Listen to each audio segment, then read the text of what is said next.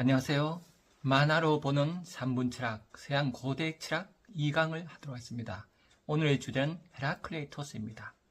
헤라클레이토스는 이런 말을 했죠. 같은 강물에 두 번 발을 담글 수 없다. 맞죠? 그죠? 물이 흐르니까 발 담았던 물을 다시는 못 담죠. 그래서 이 헤라클레이토스는 세상을 변화로 본 철학자예요. 고정된 실체나 변화다. 헤라클레이토스가 활동한 시기가 6세기, 5세기죠. 이때 이전까지는 철학이 어때요? 우주의 근원을 탐구하는 게 중심이었어요. 철학시대 이전에는 신화시대였죠. 신화시대는 어때요? 인간의 이성적 사유가 아니라 어떤 신앙 같은 그런 어떤 신화적 사유, 이성 따지는 사유가 아니죠. 그런 신화적 미토스로 세상을 봤던 사람이 이제 처음으로 사유를 하기 시작해요. 이성적 사유. 그러면서 이제 철학시대 넘어가잖아요. 이 사이에 있는 게 철기죠. 철기가 발명되면서 철기에 의해서 신화시대 부족을 바탕으로 했던 신화시대 끝나고 부족 간의 전쟁을 하면서 부족을 넘어선 이제 사유를 하게 되죠. 신화를 넘어서 우리가 어떻게 살아갈까? 사유를 해요. 그래서 우주가 도대체 뭐냐를 이제 탐구하는 거죠. 탈레스는 물이다. 아낙시만드로스는 무한자다. 아낙시메네스는 공기다. 이렇게 근원을 찾으려고 그래요.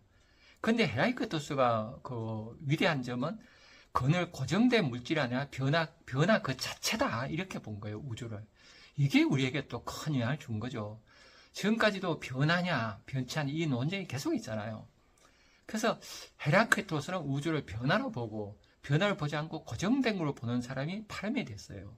그래서 이 두 철학이 계속 지금까지 이어지고 있죠. 논쟁이. 그래서 세상은 무한히 변화한다. 그래서 현대 우리 철학은 변화 생성, 헤라클레이토스를 많이 이어받고 있죠. 발메데스의 철학을 이어받은 사람이 이제 플라톤이죠. 서양 철학은 발메데스가 고정돼 있다. 진리는 고정된 거다. 변화된 것은 허상이다. 이렇게 보는 철학이 주류였죠. 그래서 이원론이죠. 그래서 헤라클레이토스와 발메데스 철학을 한 뒤에 보죠. 헤라클레이토스는 모든 것을 변한다. 이렇게 보고 발메데스는 어때요? 변화는 환상이다. 이렇게 보는 거예요. 플라톤은 이제 둘을 조화시키려 했죠. 그래서 우리의 눈에 감각적으로 보이는 사람은 변해요. 그래서 헤라클레이토스가 생각하는 변화는 감각색으로 해석하고, 그 다음에 발메데스가 얘기한 변화는 환상이다. 그러니까 변치 않는 세계, 이데아를 이제 생각한 거죠. 영원 불변의 이데아. 여기서 발메데스 철학을 받았죠. 둘을 조합하면서 이제 플라톤 철학을 전개 나가는 거죠. 그래서 이데아가 본질이고 비용을 변치 않은 이데아가 본질이고 변화는 감각색은 허상이다. 그림자다. 이렇게 플라톤은 얘기를 하죠. 이 철학이 중세의 기독교와 결합되면서 이제 현실에 부정하고 천국이 중요한 이런 사상이 되죠. 진리는 천상에 있다. 이 땅은 허상이다. 이렇게 되죠. 이런 철학을 전면적으로 부정한 철학자가 바로 니체죠. 신은 죽었다. 이렇게 얘기했죠. 그래서 신은 죽었다. 그러면서 니체가 대지에 충실하라. 대지가 우리 땅이죠. 땅을 딛고 사는 우리는 이 대지에 충실하라. 이 얘기예요. 현실을 충실하라. 현실의 최고다. 현실이 진짜다. 그거죠.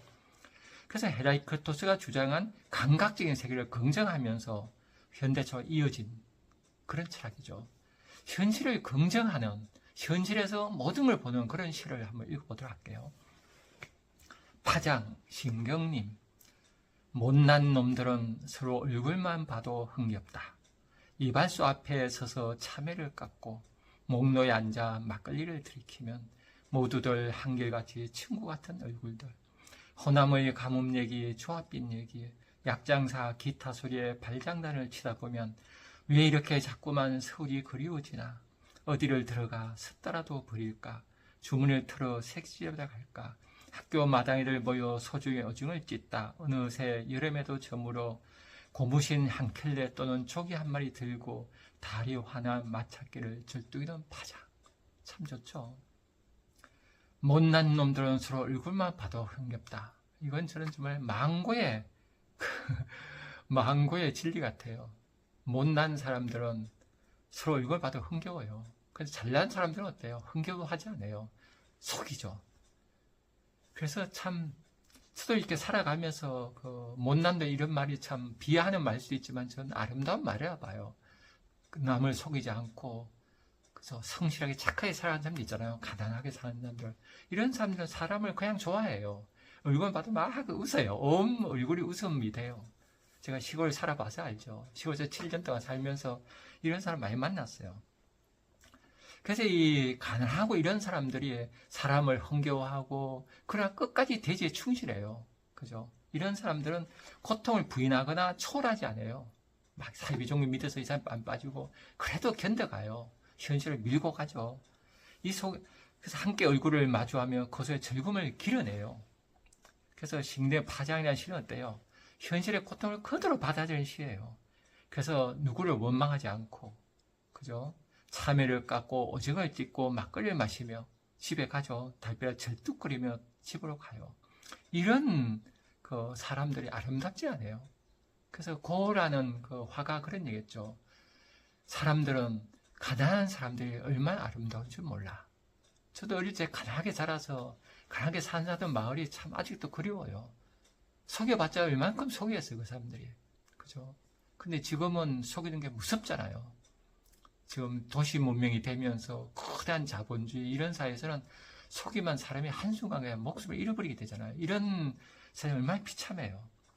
그래서 이 파자린 시는 니체가 말한 진정한 인간, 춤추며 진리를 말하고 땅에 뿌리낸 자, 이렇게 해석할 수 있겠죠. 그리고 헤라클리토스가 또 한 말이 이런 거죠. 만물의 근원은 불이다. 그렇게 얘기했죠. 불. 이 불은 꼭 눈에 보이는 불로 이렇게 설명했죠. 헤라클리토스가. 그러나 사람들 알아보기 쉽게 불로 했지만 이건 불의 상징이죠.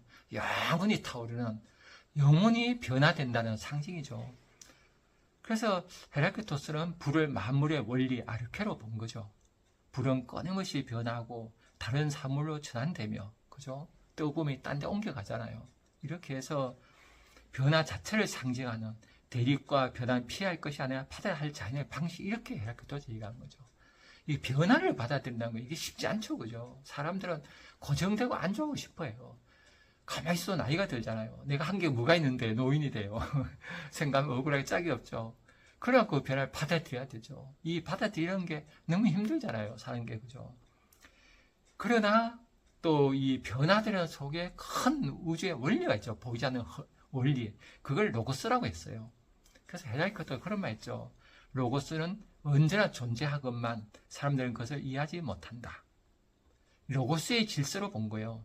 이 로고스는 우주적 이성적 원리 질서, 그게 로고스죠. 겉보기는 막 혼란스럽고 변화무쌍해요. 그러나 그 안에는 엄격한 진리, 로고스가 있는 거예요.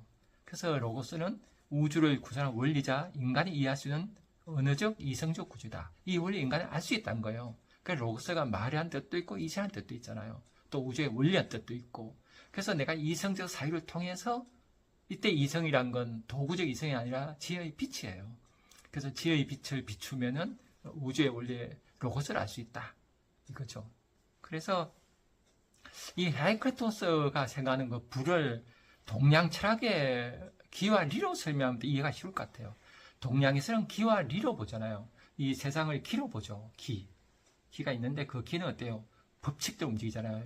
이치가 있잖아요. 기와 리가 둘이야 하나야. 이런론이야 이혼론이야 막 이거 갖고 논쟁을 하잖아요. 그러나 하여튼 기와 리로 이렇게 세상을 보잖아요. 그것처럼 헤라클리토스는 불과 로고스로 보는 거예요. 불이 그 기라면은 막 동적 원리죠. 막 움직여 타올라요. 이런 불이라면 그 불이 움직이는 원리, 이게 로고스죠. 그래서 동양 철학을 이렇게 비교해 볼 수 있다는 생각 들어요. 이런 시를 통해서 한번 공부해 보도록 합시다. 저녁에 김광섭. 저렇게 많은 중에서 별 하나가 나를 내려다본다. 이렇게 많은 사람 중에서 그 별 하나를 쳐다본다. 밤이 깊을수록 별은 밝음 속에 사라지고 나는 어둠 속에 사라진다. 이렇게 정다운 너 하나 나 하나는 어디서 무엇이 되어 다시 만나랴. 참 시 좋죠. 이런 별을 보는, 도시에서는 별 볼 일이 참 없는데 제가 어린 시절에 시골에서는 별이 막 정말 쏟아질 때 그죠, 눈부시게 빛났죠. 그 아름다운 별을 이제 다시는 못 볼 거예요. 참 그래서 저는 원시시를 그리워요. 원시들은 큰 눈부신 별을 보며 살고, 그죠? 사람들 간에 서로 끈끈한 믿음을 갖고 살죠. 별처럼 아름다운 사랑을 품고 이렇게 사는 사람들 참 부럽지 않아요? 저는 인류가 언젠간 그런 세상에 올 것 같아요. 그렇지 않으면 우리가 살 수 있겠어요? 저렇게 많은 중에서 별 하나가 나를 내다본다. 이렇게 많은 사람 중에서 그 별을 쳐다본다. 사랑은 단 한 사람을 사랑하는 거죠. 그죠? 더 돼야 되겠죠. 사랑을 지금 뭐 해야 되냐고. 바로 앞에 사랑하라. 그래야 되겠죠. 바로 이때 별은 로고스라 볼 수 있죠. 우주의 원리를 별로 상징하는 거죠. 그래서 인간이 로고스를 우주의 원리를 바라보고 있는 거예요. 별 하나를 바라보는 거는.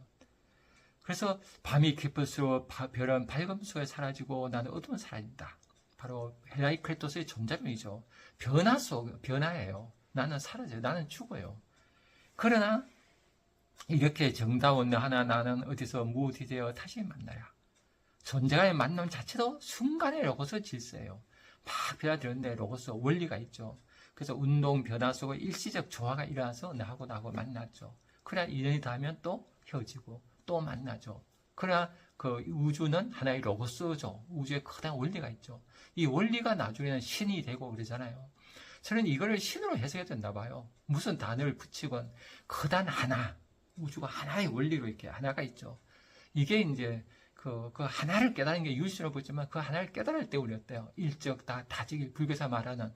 그래서 나 하나가 우주 전체다. 이렇게 해서 모래 하나에 우주가 있는. 이렇게 될 때 우주는 신비롭게 되죠. 적다 작다가 있는 게 아니라 하나가 전체가 되고 전체가 하나가 되는, 작은 거 큰 거 사라져버리는 이런 아주 신비로운 진짜 세계는 거잖아요. 나 하나지만 나 하나가 우주고, 어떤 사람이 길을 가요. 그 사람이 우주 전체고, 이렇게 될 때 인간은 참 아름답게 되겠죠. 그래서 참 이런 그 변화되는 세상을 헤라클토스는 어떻게 봤는가 하면 이런 얘기예요. 길 위의 오르막과 내리막은 같은 길이다. 오르막이 있고 그럼 반드시 내리막이 있어요. 같은 길이에요. 같은 길에 오르막 내리막이 있어요.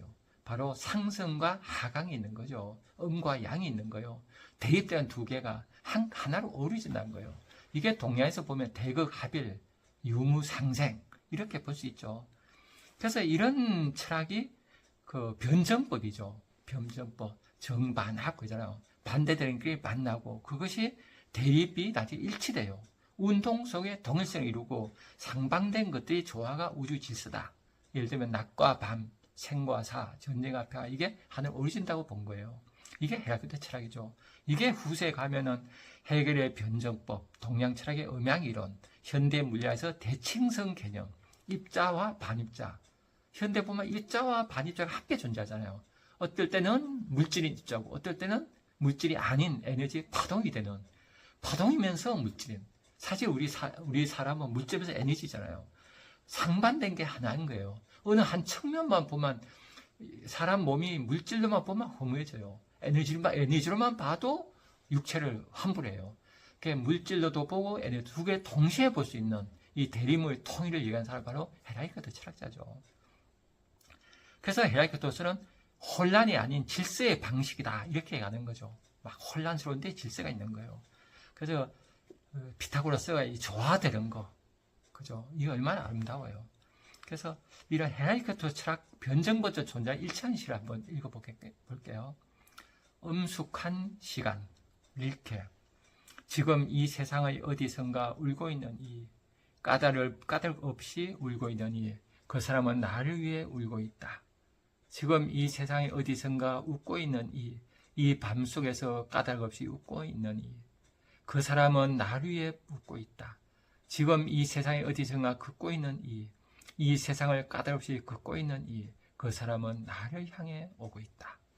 지금 이 세상 어디선가 죽어가는 어디선가 까닭없이 죽어가는 그 사람은 나를 바라보고 있다. 참 좋죠. 엄숙한 시간이죠. 그러니까 이런 시간은 매 순간이잖아요. 매 순간 이렇게 엄숙하고 빛나고 눈부시 찬란하면은 얼마나 좋겠어요.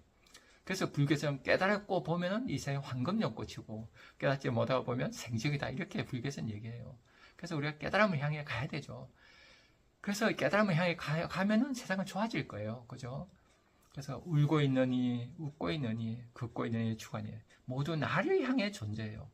바로 타자의 행위가 나하고 별개가 아니라 하나로 어우러지는 변화 속에 있는 거예요. 헤라클토스는 우주 전체가 변하잖아요. 나하고 사람들이 막 상호, 나와 주체와 타자가 만나서 하나 어우러져요. 주체와 타자가 구분되지 않고 나라고 생각하지만 나는 또 타자와 관계 속에 있는 이런 홀로인 자아가 아니게 되죠. 그래서 그러면서 보이지 않는 막 서로 공유하는 서로 거울처럼 비추는 이런 거죠.